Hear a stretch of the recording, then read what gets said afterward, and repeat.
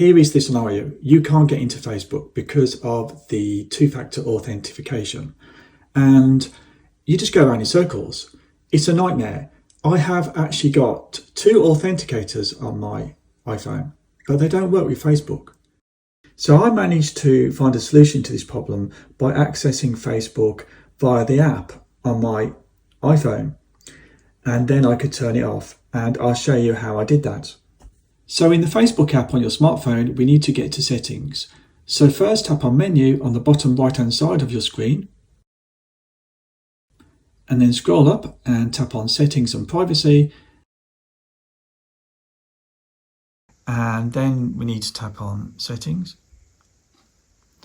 And then here under this Meta Account Center, we need to tap on see more in Account Center. So tap on that. And then we tap on password and security. And then here we've got the option for two-factor authentication. So let's tap on that. And then tap on the main Facebook account. And then we enter our password, our Facebook password, and then continue. Now, before I turn off two-factor authentication, let me just highlight an alternative method to get this 2-layer of security, and that's using a text message.